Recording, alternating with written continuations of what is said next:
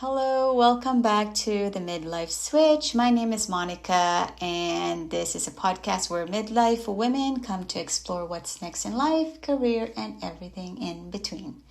Okay, so if you have been away from work for a while, or maybe you've been raising children, caring for your family, a family member, running a household, taking time for yourself, or just simply life happened and now you've finally landed that interview. You're ready to go back to work.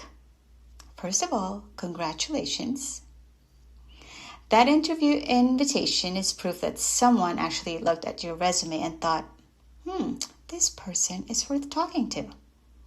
Now here comes the exciting part and maybe the nerve-wracking part. At least this is how I used to feel about this question.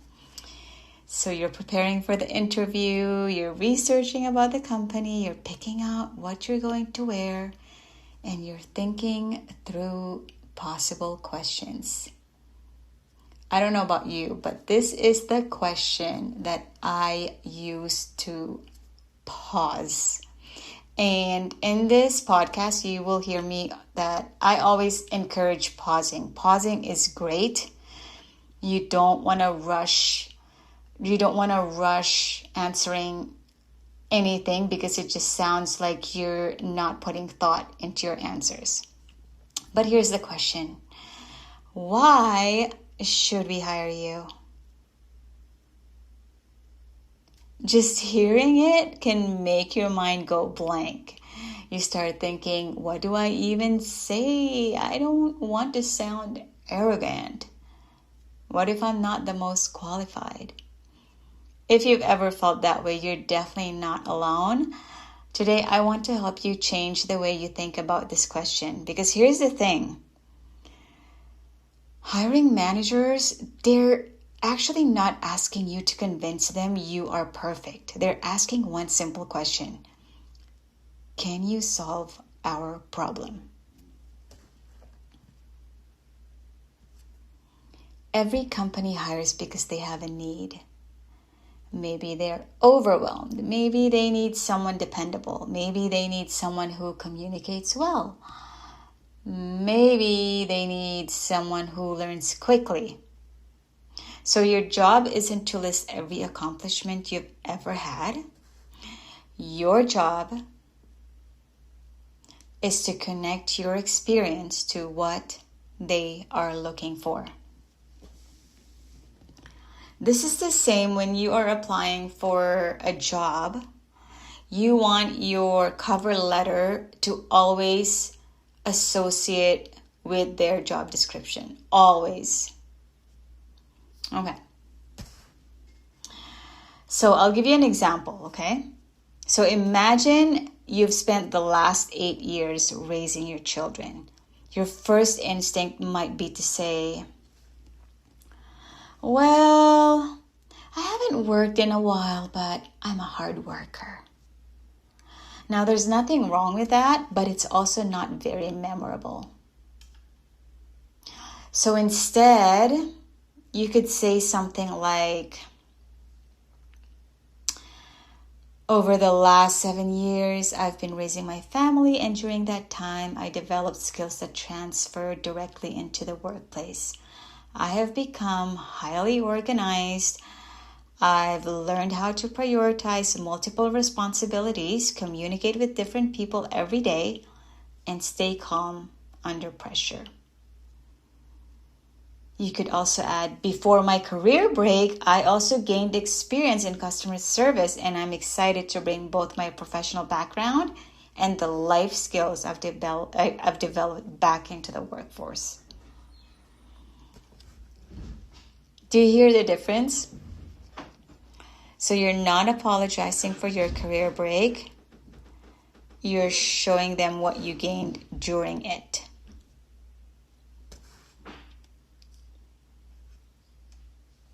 Here's another example. Let's say you're changing careers. Maybe you've worked in retail, but now you're applying for an admin job or admin role, instead of saying, I've never done this before, you can try saying, well, this is a new industry for me. Many of the skills I've built are transferable. I've spent years working with customers, solving problems, staying organized in fast-paced environments, and working as part of a team. I'm excited to learn, and I know I can adapt quickly. So you see what happened there? You shifted the focus from what you don't have to what you do bring. So here's another mistake I see people make. They answer this question by talking only about themselves.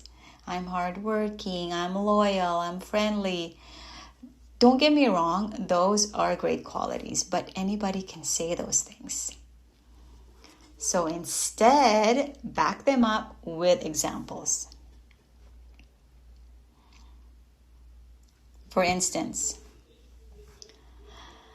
I believe you'd be hiring someone who's dependable. In my previous role, I consistently met deadlines and enjoyed being someone my team could rely on.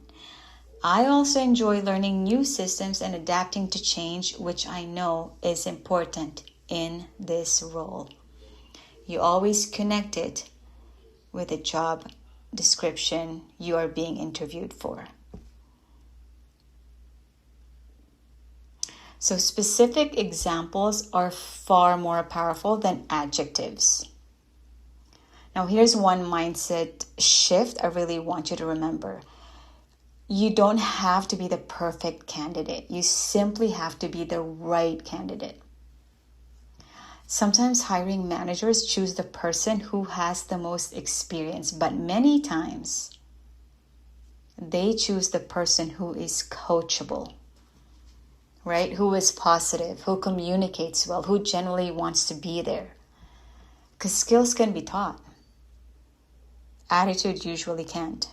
So when they ask, why should we hire you? Think of it like this. They're giving you permission to tell your story.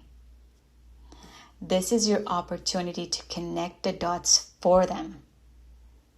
You're helping them understand why your experiences, both professional and personal, have prepared you for this opportunity. So if I were to give you a simple formula, it would be this. Start with your strengths, connect them to the job, then finish with enthusiasm. So something like this. I believe I'd be a great fit because I'm dependable, organized, and generally enjoy helping people. My previous experience has taught me how to communicate effectively and solve problems, and my time away from work has strengthened my adaptability and resilience. I'm excited about this opportunity, and I know I can make a positive contribution to your team while continuing to learn and grow. Simple, honest, confident, not boastful, just authentic. So before we wrap up, I want to leave you with one final thought. If you've taken a break from your career, please don't think of it as lost time. Life has been teaching you the entire time. And it's not just you, for all of us. Whether you've been raising children, volunteering, caring for loved ones, managing a household, or simply navigating life's unexpected seasons, you have been building resilience, patience, communications, problem solving. Those experiences matter, so don't diminish them. Own them.